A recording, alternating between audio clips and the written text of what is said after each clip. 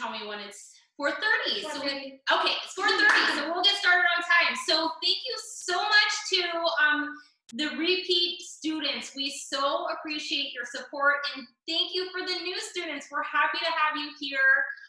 In case you haven't met me yet, I'm Maggie. I own Whisked Cooking School, and this is Lucy. So Lucy is my almost 11-year-old daughter. She's been doing every single class with me, and it's been lots of fun, don't you think? Yeah, so far. Well, she's probably just saying that she's getting paid. So anyway, I'm just going to explain the setup. You have your bird's eye view, so that's why I have this contraption here. So sorry it's a little bit awkward, but I really want you to have the bird's eye view of what I'm cutting or prepping. And then you have the front view. The bird's eye view might go out, but it'll come back on. Just kind of shoddy internet here, even though we just upgraded. So the way that this is gonna work, we're gonna go through just a few little maybe guidelines of cooking, and then we're gonna go through each ingredient and prep it out. So we're doing fried rice with chicken, which is an Asian dish, and most Asian dishes are a quick cooking process with a high amount of heat. So you want to make sure everything is prepped. So we're going to do that together. But first, Lucy, give me a couple of things that are very important to do before you start cooking. Wash your hands. Wash your hands. And mise en place. Mise en place. So what is mise en place? Mise en place is getting out all your ingredients before you start cooking, because if you don't, then it'll be really stressful. That's right. You don't want to be stressed in the kitchen. Okay, so you want to we have all of our ingredients out. We have not prepped it yet. So that's part of mise en place. And then the second part of mise en place is having everything prepped. So we'll do that together. Another important thing is I always have a trash bowl by my workstation, and this cuts down on trips to the garbage disposal and the trash can. So we also have the iPad set up over here. I encourage you guys, yes. Erica said your assistant is killing it. Oh, okay, so we just got a comment that my assistant is killing it. So she better be, since she is getting paid. So always have a trash bowl by your workstation. This cuts down on trips to the garbage disposal and the trash can. And what's one other thing that you should always be in the habit of while cooking? You should always clean after you're done. That's right. Actually, you can clean as you go. Yep, that's right. Clean as you go. So I encourage you to ask questions. As I said, we have an iPad set up over there. The iPad gets the questions like a few seconds after my iPad. So I can see that there's a question, but Lucy won't see it on the iPad for like another few seconds. So she'll let me know when we have a question over there. Okay, so if everybody's ready, we're gonna go ahead and get started. All right, Lucy, what's the first ingredient? 2 cups of uncooked jasmine rice, rinsed. All right, so as the emails that I sent you said, you should have your rice already done. So I usually do my rice the day before, the morning before, at the very latest. You want your rice to be dried out. If not, if it's fresh rice that you've just cooked, it's gonna get all gummy in your fried rice dish. So the perfect rice to use actually is leftover rice from if you order Chinese food, because that's usually pretty dry the next day. So that's perfect. And we love jasmine rice. It just has more flavor than regular white rice. You could use white rice, you could use jasmine rice, you could use brown rice. You can actually use cauliflower rice also. We've had that and it's delicious. So lots of options here. So we've cooked our rice. Now I just want to give you a heads up. Lucy and I are doing half the recipe that you are doing, but we're going to give you your measurements so we don't get confused. But if you see us putting less in than what you have, that's why. All right, so Lucy is going to measure out the rice into a bowl, and she's going to scoop it in. So typically 1 cup of dry rice makes about 3 cups of cooked rice. So just to just so you know when you're making it. And you can see that it's like clumped together. We'll break it up when we'll break it up when we're cooking it. Okay, we have a question. Yeah, okay, so it said the comment is, since we didn't know about the 24-hour rice dry till this morning, will your rice still work? Yes, your rice will still work even if you cooked it right before this class. It's just gonna have a different consistency. Okay. It'll just have a different consistency, that's all. And I usually actually do mine the morning of. I have the goal of doing it the night before, but it usually ends up being the morning of. We did this morning. No, I did this last night because I was already in cooking mode last night. All right, so this is our last one. Another question. How many cups? So if you made your rice ahead of time, like with the 2 cups of dry rice, just use all that you made. We're just measuring ours out because I had class earlier, so I made a ton of rice. All right, so here's our rice. Here you go. And I'm gonna put that back over. Now, when you are making your rice, you want it to cool to room temperature before you put it in the refrigerator. And you do, bless you, wash your hands. And you do not, a lot of rice. You do not want to let your rice sit out like overnight. It has spores in it, and you can actually get sick from the rice. You can? Yes, if you let it sit out at room temperature overnight for a long period of time. Another question, do I use a rice cooker? I do not use a rice cooker. I don't have room for a rice cooker. We actually got one for our wedding and we returned it, which was 13 years ago, but we returned it. Do you mind grabbing that, please?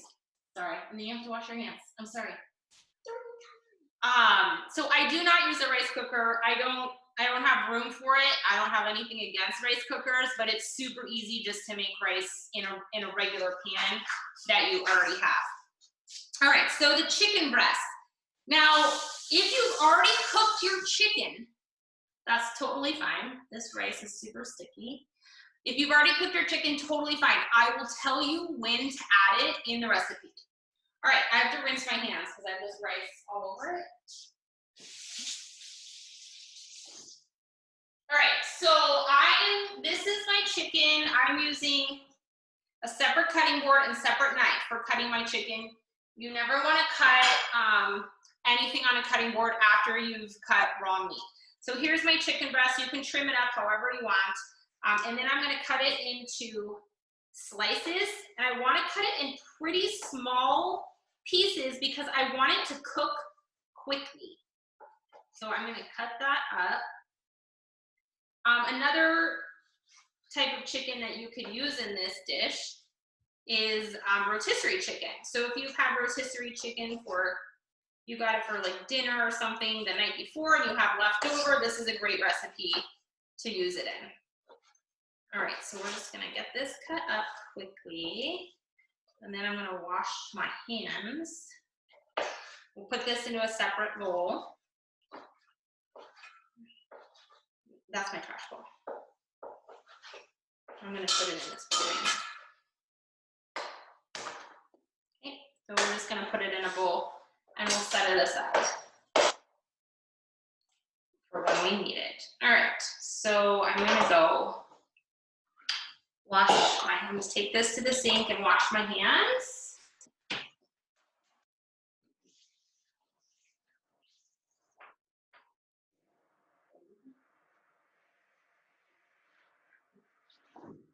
All right. Hi.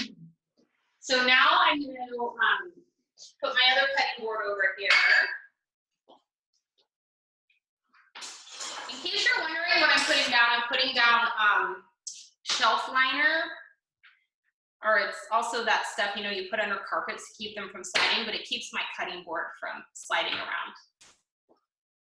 All right, my new neck. All right, Luce, what's next? Right here. 1/3 cup of oyster sauce. The one in front. Yep, we're gonna use oyster sauce. So I know a few of you couldn't find oyster sauce. And here's your bowl. You set that right here. And so if you couldn't find oyster sauce, you can use equal parts hoisin to soy sauce. And I would do about 3.5 tablespoons of each of those and add a little dash of Worcestershire. Okay, so Lucy's gonna do the oyster sauce. And you would typically find this in the Asian section of the grocery store. Oyster sauce and hoisin are not something that Trader Joe's carries. I shop a lot at Trader Joe's, but I do have to go to the regular grocery store to get these. None of these ingredients, I didn't have to go to the Asian grocery store for any of these ingredients. All right, she's got that all measured out. You can use your spatula over there to get it out. All right, next we have soy sauce. So this recipe is actually difficult to make gluten-free. You could use tamari, but the hoisin sauce has wheat starch in it, so you won't be able to do that. Okay, here you go.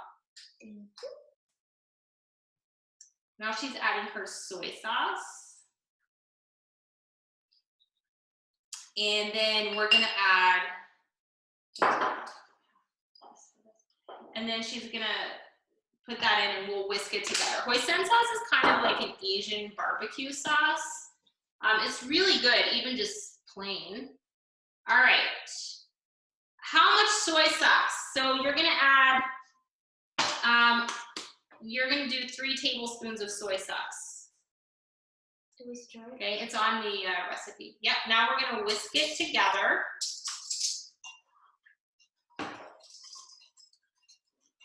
Now take this to the sink. It's still pretty thick. It's not watery. Yeah, you want it to be thick. You don't want it to be watery like a soy sauce. Okay, we got it. Okay. All right, next, all right, you can move that. We're gonna move this to the side. So we have our chicken, we have our rice, and we have our sauce. So what's next, Luce? 4 large eggs. All right, so I'm gonna have Lucy do that on the cutting board so you can see how she's cracking the eggs. I put down a paper towel just to soften the bowl of the crack. You always wanna crack eggs on a flat surface. If you do it on the edge of a bowl, it increases the chance that you'll get shell in your ingredients. If you do get shell in your ingredients, you just take part of your broken eggshell and scoop that little piece up right out of there. And eggshell and eggshell are like magnets to each other, so it'll stick to that little piece and it'll come right out.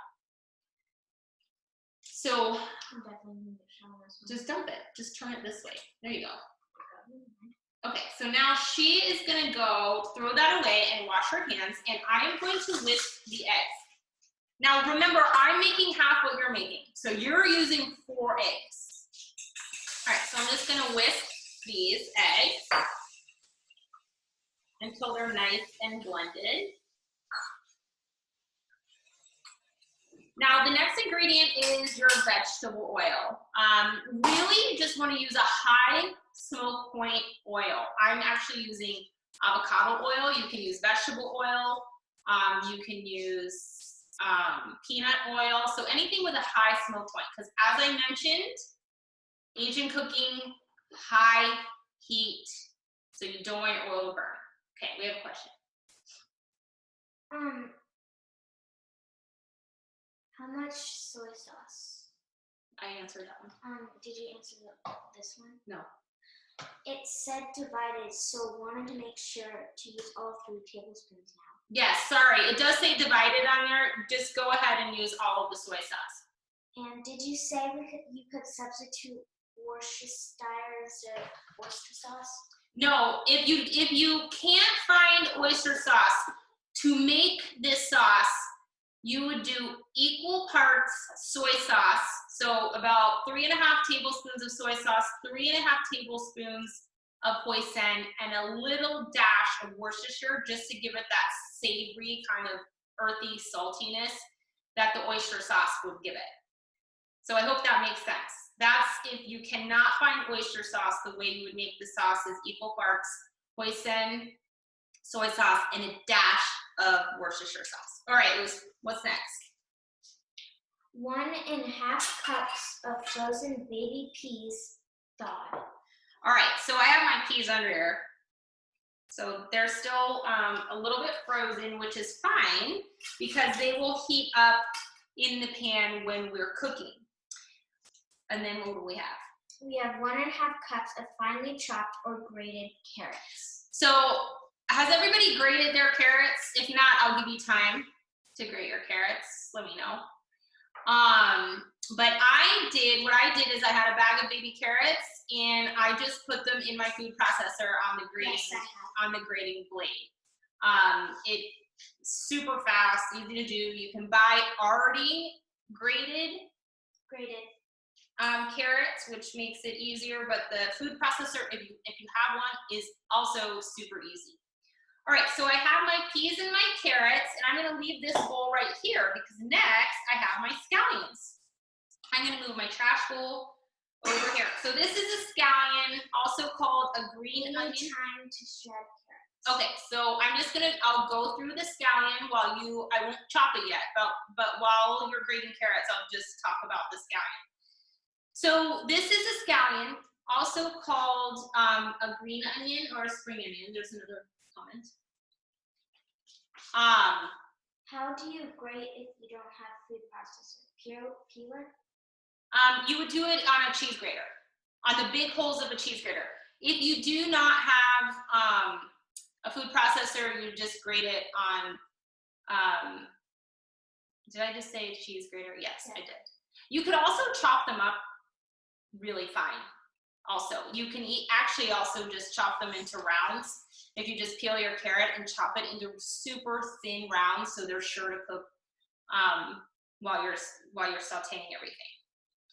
Okay, so whoever hasn't grated their carrots, just let me know when you're done, so I know when to move on to chopping the scallion. So for the scallion, though, you just want to make sure it's clean. The white part is the flavorful part. The green, it gets less flavorful as you move up the scallion. So in Asian cooking, they actually use most of the scallion. In American cooking, we just use up to the light green part. So the end of the scallion is not chives. I've had several people think that chives is an herb. This is a type of an onion. And this is not a leek. My husband actually thought that, so I figured other people might think that as well. Has everybody grated their carrots so I can move on to the to chopping the scallion? I just want to make sure that I'm not leaving anybody behind. All right.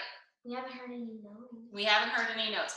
So the first thing you want to do is just make sure your scallion's nice and clean. So that usually means peeling off like that sinewy part. And then you're going to cut off the root end. Then you are going to either cut it into rounds, or you can cut it onto what's called a bias or diagonally for presentation. So Lucy likes this way. So we'll do this.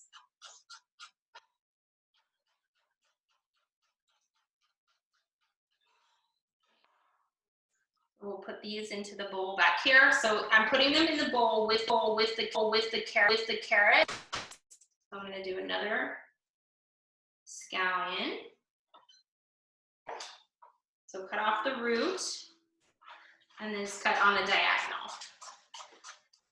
Are we cutting to the dark green or the light green? You can cut all the way up through the dark green since we're doing an Asian dish. It's really personal preference too. It's whatever you want.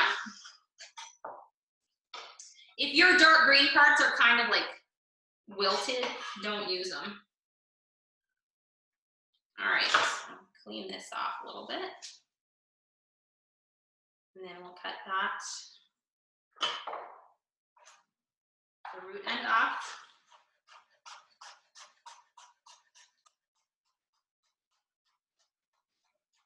There's a little yucky part right there that I'm going to cut off and throw away, but I'm going to keep cutting the rest of this scallion.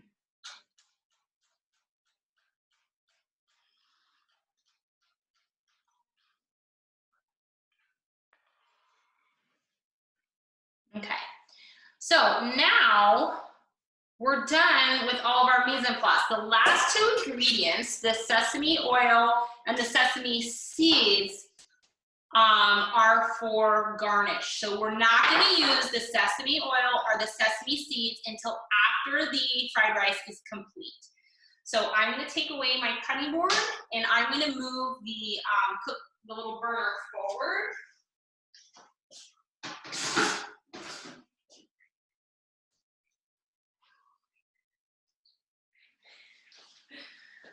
Okay.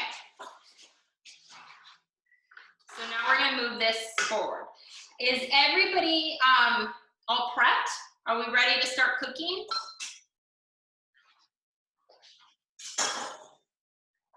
Okay, if I don't hear. I just noticed it said good cook.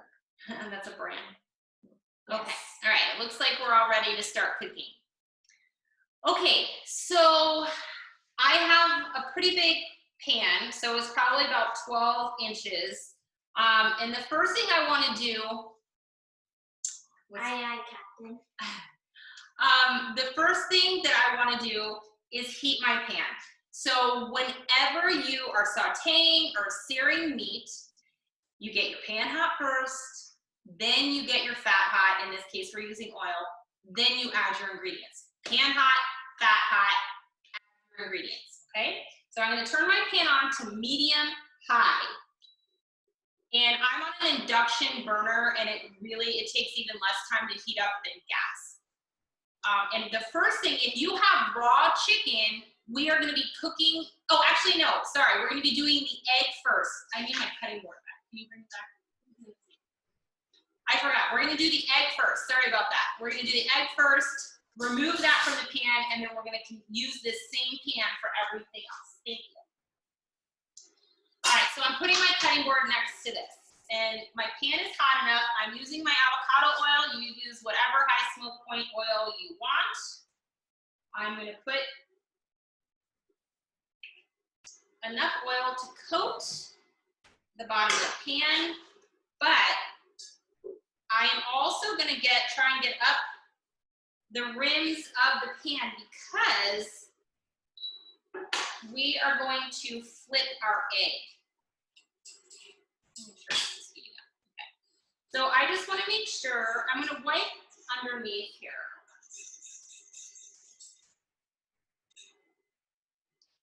Should I put this in the sink? Yeah. Not yet. All right, so you're going to know when your oil is hot enough when you tilt the pan and it ripples. So we're not quite there yet. So we're going to let it heat up a little bit more. We definitely want it hot enough. Don't take it off too much. Here, Ethan. Let me get this knife because I'm going to need that again. All right, so let's see where we are. See how it's rippling? It like shimmers when it goes down the pan. So now Lucy's going to add the egg. Now remember, you want to get close and kind of get it into the center. My favorite part is when she puts it. Okay. So now you can take both of those to the sink. Yes, thank you. All right, so we've got our egg, and it should start cooking right away. So I'm going to get a spatula. I'm going to kind of edge it a little bit so it's kind of a circle.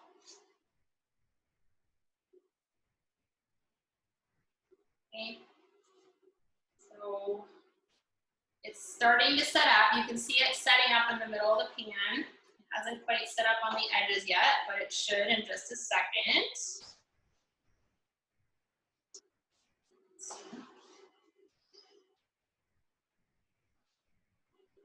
Starting to set up a little bit. I really want it all the way set up on the edges. Okay. Starting to kind of bubble in the center. All right, so now what I'm going to do is I'm gently getting up underneath my egg because I don't want it to stick. Because we're going to try and flip this if we can, but it just can't be sticking anywhere. So just trying to go around and unstick it from where it's stuck. All right, there it's moving pretty freely. All right, so now, what's that? No, there we go. So now we're just gonna flip it. I can't do it underneath here, so I'm gonna come out here, and I just made an omelet. That's okay. So what you wanna do is get it all the way out of the pan, and it should land in one circle. So what I'm gonna do is now I'm gonna flip that out onto my cutting board. I'm gonna turn my heat off for just a second. And then Lucy's gonna cut this up. I'm gonna see if I can unfold it. That's okay. All right, so Lucy's gonna cut this up just into little pieces. There's no like specific way to do this. Cut it this way first. So you're gonna cut this way first, okay? Actually, you know what, here, use this. This will be easy. Oh yeah. She's gonna use a pizza cutter. And then I'll show you what it looks like after she's done cutting. While she's doing that, I'm gonna scrape the rest of the egg out of my pan.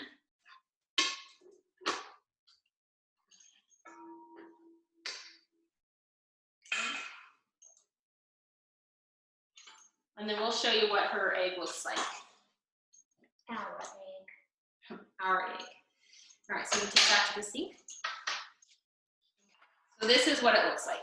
It's just randomly chopped up. So no specific special technique on that.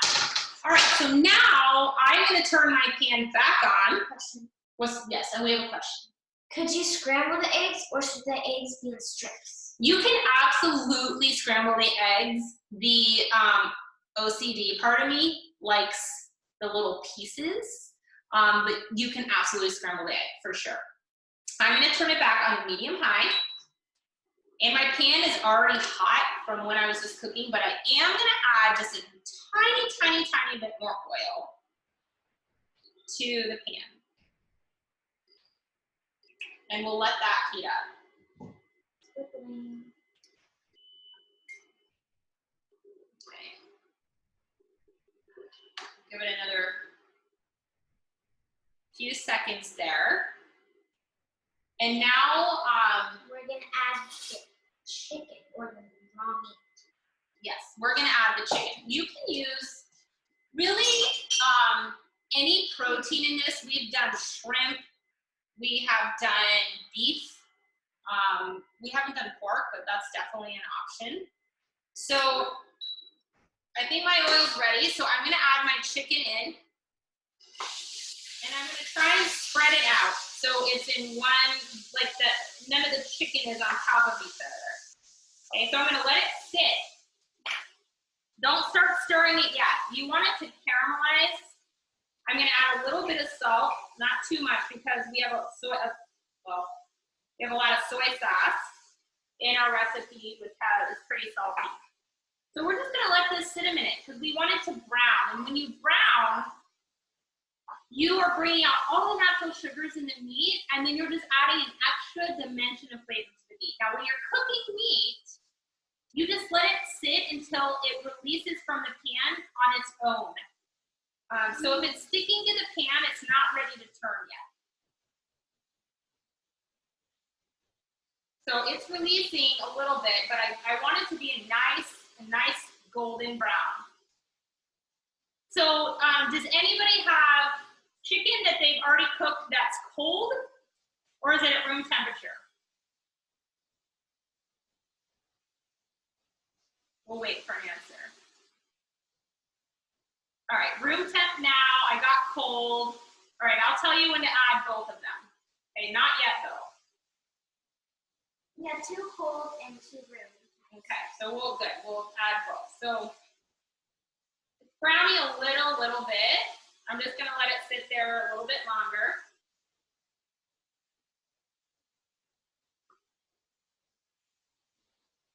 Maybe a little brown. This is like a good little, my last bit. That's a pretty good little brown meat right there. It could be a little darker. All right, I'm gonna start flipping it around and get it cooking. So, not that it wasn't cooking, but get it cooking on the other side. So, we are not necessarily gonna have our meat cook all the way through when we add the vegetables because the meat is gonna continue to cook when the vegetables are cooking. We'll just cook it for like another minute. Stir a little bit. You see the chicken that's pink, you want to kind of stir that around. There you go.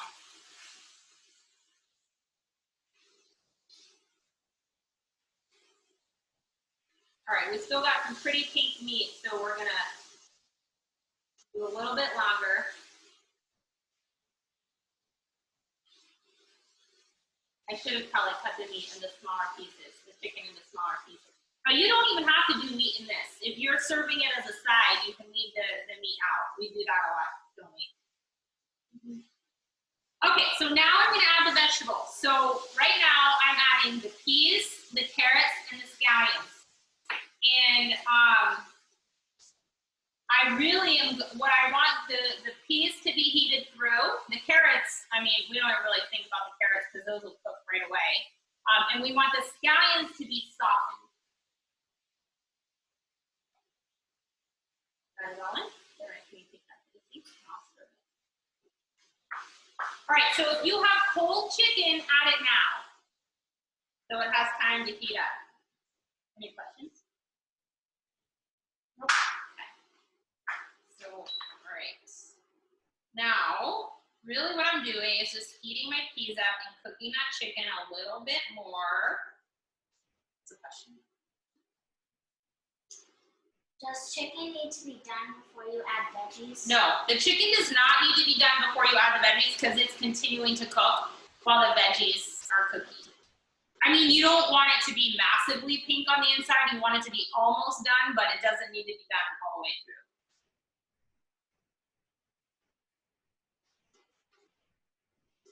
All right, we're gonna let that heat up. The cold peas brought the temperature down. So we're gonna let that heat up. I'm gonna put it in one layer. Kind of let that heat up. Layer. Was anybody adventurous in using something other than chicken?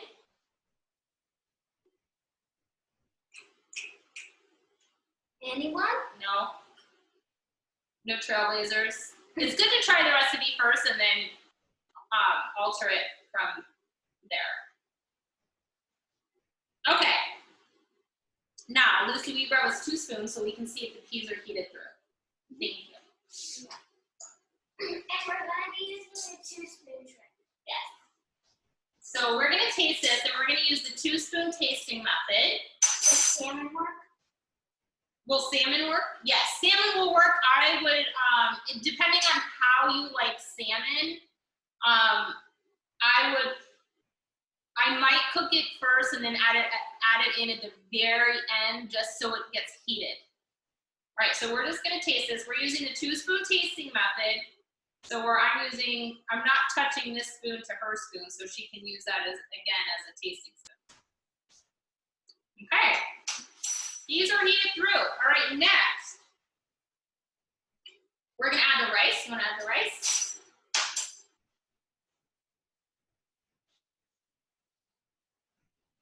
Okay. Now, the bummer of this is, right now we're gonna break this up because it's chunky. I'm gonna do that. I'll take this to the sink. The rice is going to stick to the bottom of the pan. Once the rice is kind of heated up, we'll add the sauce and then turn off the heat. but to get the rice off, you can just soak it, and it'll come right up. Okay, we have a question. It's not showing up. Go there. Okay. So the question is, how long do I cook the vegetables? I cook them until basically the scallions are softened a little bit and the peas are heated through. Okay. So I mean, it was a few minutes. Okay, so we're gonna leave this. I'm gonna take this to the sink.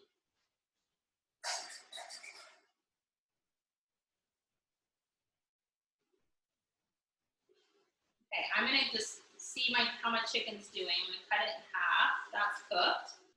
I'm gonna get our thicker piece.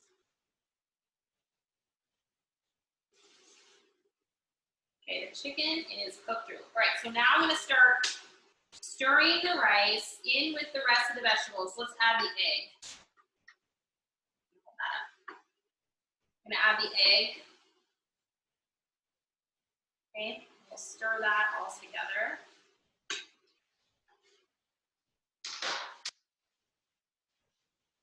Get this all evenly mixed.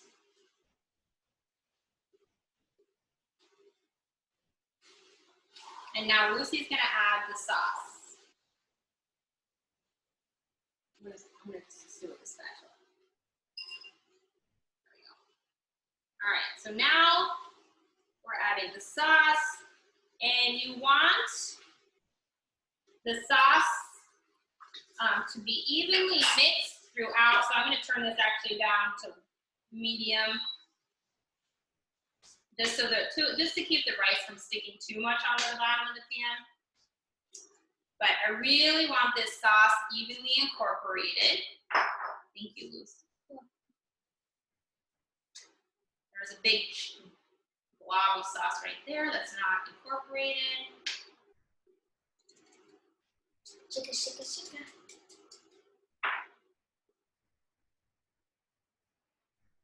Okay, getting some of the chunks out. All right, so now, well, first we're gonna taste it for seasoning. It typically doesn't need much seasoning because of the, let me get this, I'm gonna put this over here. Because of all, like, the sauces that are in it. Pull that over the bowl. Okay.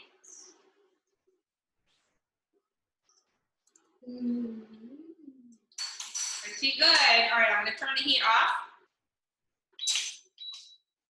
And now I'm gonna drizzle just a little bit of the sesame oil, because a little bit of sesame oil goes a long way. And then Lucy is, whoops, I think I just added too much oil.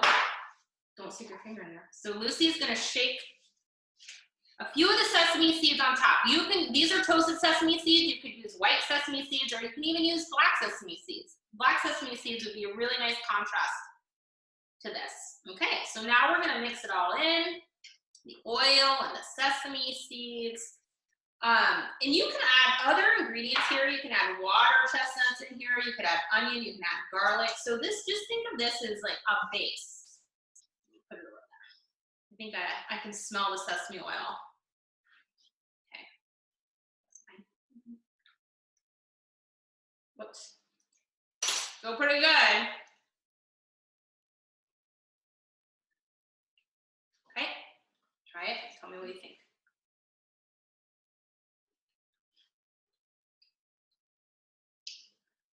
I got mostly chicken though. You got mostly chicken? Did it taste good though? Too much sesame oil? No? Oh, okay, good. All right, so, and then another ingredient that John, my husband, and I like to add is that red chili paste. So it adds a little kick to it if you like a little spice in there. Are there any questions? Has anybody tasted theirs yet?